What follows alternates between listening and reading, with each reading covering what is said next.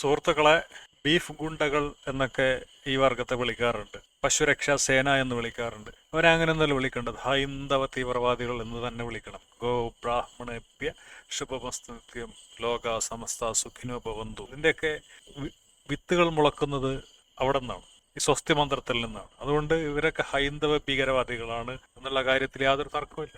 ISIS പോലെയുള്ള ഭീകരവാദികൾ തന്നെയാണ് ഇവരൊക്കെ.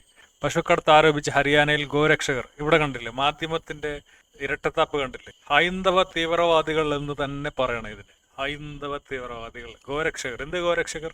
12ാം ക്ലാസ്സുകാരനാണ് വെടിവെച്ചു കൊന്നിരിക്കും. പശുക്കടത്ത് ആരോപിച്ച് ഹരിയാനയിൽ വിദ്യാർത്ഥിയെ വെടിവെച്ചു കൊന്നു. ആര്യൻ മിശ്ര എന്ന 12ാം ക്ലാസ് വിദ്യാർത്ഥിയാണ് കൊല്ലപ്പെട്ടത്. ഹരിയാനയിലെ ഗദ്പുരി ഗ്രാമത്തിലാണ് സംഭവം. ആര്യന്റെ കാർ ഡൽഹി ആഗ്ര ദേശീയപാതയിലൂടെ പോകുമ്പോൾ 30 കിലോമീറ്ററുകളോളം കാറിനെ പിന്തുടർന്നാണ് ഗോരക്ഷ സംഘം വിടവ് തീർത്ത. സംഭവവുമായി ബന്ധപ്പെട്ട് അനിൽ കൗശിക്, വരുൺ, സൗരഭ് എന്നിവർ അറസ്റ്റിലായിട്ടുണ്ട്. അക്രമികൾ ലൈസൻസ് ഇല്ലാത്ത തോക്കാണ് ഉപയോഗിച്ചിരുന്നത്.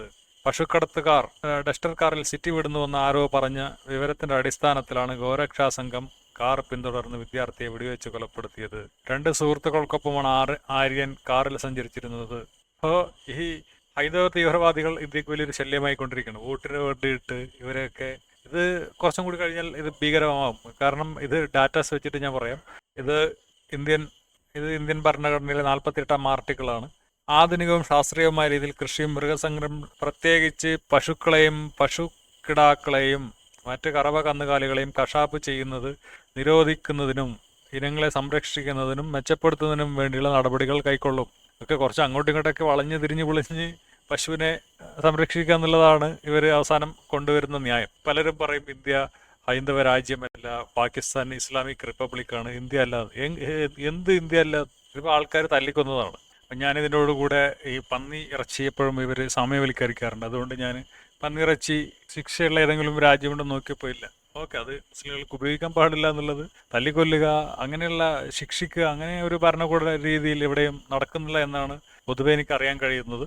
ഇത് ഇന്ത്യയിലെ പശു സംബന്ധമായ ഭീകരതകളാണ് ഇതിൽ പറയുന്നത്. ഇതിൽ പഞ്ചാബിൽ ജനുവരി 10-ാം തീയതി 2 പേരാണ്. അപ്പോൾ 2013 BJPക്ക് അധികാരത്തിൽ വരേണ്ട സമയമാണ്. അപ്പോൾ 35 ആൾക്കാരാണ് പരിക്കേറ്റത്. 2014 ഹരിയാന, ഇതിലാരും മരിച്ചിട്ടില്ല, എല്ലാം പരിക്കാണ്. 2015 മുതൽ, അതായത് BJP അധികാരത്തിൽ വന്നത് 2014 മെയ്യിലാണ് BJP അധികാരത്തിൽ വന്നതെന്നാണ് ഞാൻ മനസ്സിലാക്കുന്നത്. അപ്പോൾ 2015 മെയ്യിൽ ഒരെണ്ണം, അത് രാജസ്ഥാനിൽ. 2015 അതന്നെ 3 എണ്ണം. 2015 ഒരെണ്ണം, അത് ദാദ്ര ഉത്തർപ്രദേശിൽ. അപ്പോൾ 4 ആയി ടോട്ടൽ. ജമ്മു കാശ്മീരിൽ 1, ഹിമാചൽ പ്രദേശിൽ 1, ഹരിയാനയിൽ 1. അത് കഴിഞ്ഞ് 2016 ഈ കുറ്റകൃത്യങ്ങൾ വർദ്ധിക്കുന്നുണ്ട്. ജാർഖണ്ഡിൽ, കർണാടകയിൽ 4. ഇതൊക്കെ ഹൈന്ദവ തീവ്രവാദത്തിൻ്റെ ഈ ഗുണങ്ങളാണ് ഇവർ കാണിക്കുന്നത്. 2017 1, 2, 1, 2, 9, 9. ഇത് മറ്റ് സ്റ്റേറ്റുകളിൽ കൂടുതൽ വ്യാപിക്കുകയാണ് ഉണ്ടാവുന്നത്.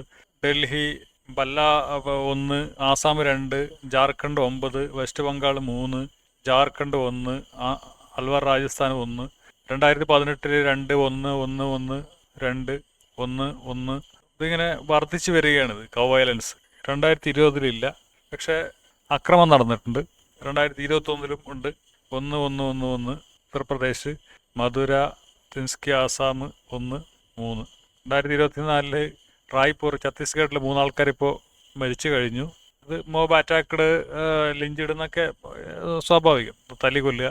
2012 മുതൽ ഉണ്ടായിട്ടുള്ള 84 സംഭവം, അതിൽ 44 പേര് കൊല്ലപ്പെട്ടിട്ടുണ്ട്. 44 പേർ കൊല്ലപ്പെട്ടിട്ടുണ്ട്. ആൾക്കൂട്ടം 157 പേർ പരിക്കേറ്റിട്ടുണ്ട്. അപ്പോൾ ഇതാണ് ഹൈന്ദവ തീവ്രവാദത്തിൻ്റെ ഒരു അവസ്ഥ.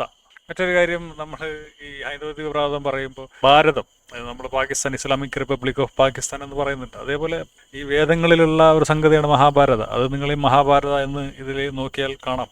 ഇതിൽ ഭാരത് മാത എന്ന് പറഞ്ഞിട്ട് ഇതിങ്ങനെ ഓരോന്നിങ്ങനെ കാണാം ഹിസ്റ്ററിയിൽ. ഭരത ഒരു ലെജൻഡറി എംപററാണ് feature Hindu literature. He's a member of Chandravamsha dynasty and becomes chakravarti. He's regarded to be ancestor of Pandavas. പാണ്ഡവന്മാരുടെ ഈ ഹൗസ് ഓഫ് ഈ സൗദ് എന്നൊക്കെ പറയും പോലെ ഈ പാണ്ഡവരുടെ, അതായത് ജേക്കബിൻ്റെ മക്കൾ ഇസ്രായേലിയരാകുന്നത് പോലെ ഈ പാണ്ഡവരുടെ അല്ലെങ്കിൽ പാണ്ഡവവംശത്തിൻ്റെ ദേശമാണ് ഭാരതം എന്നൊക്കെയായിരിക്കും ഇവർ പറഞ്ഞു വരുന്നത്. ഇപ്പം രാമായണത്തിൽ എന്താണാവോ, രാമായണത്തിൽ ഭരതൻ്റെ രാമൻ്റെ അനിയനാണ് ഭരതൻ. അപ്പോൾ എനിക്ക് തോന്നുന്നത് ഈ മഹാഭാരതത്തിലെ ഈ പാണ്ഡവന്മാർ, അതായത് ഇവര് ഭരതൻ്റെ മക്കളാണ്, ഭരത കുടുംബമാണ് എന്നൊക്കെ ആയിരിക്കാം ഇതുകൊണ്ട് ഉദ്ദേശിക്കുന്നത്. അപ്പം എന്തായാലും ഭാരതം എന്ന് പറയുന്നത്, ഭാരതമ്മ എന്നൊക്കെ പറയുന്നത് പക്ക ഹിന്ദു സംഗതിയാണ്. ഇന്ത്യ എന്ന് പറയുന്നത് ഒരു ഹൈന്ദവ രാജ്യമാണ് എന്നുള്ള കാര്യത്തിൽ യാതൊരു തർക്കവുമില്ല. ഞങ്ങൾ വലിയ മതേതരരാണ്, ഞങ്ങളെല്ലാം അതാണ് ഇതാണെന്നൊന്നും പറയേണ്ട കാര്യമില്ല. നിങ്ങൾ ഹിന്ദുക്കളും മുസ്ലിങ്ങളെ പോലെ തന്നെയുള്ള വർഗീയവാദികളാണ്.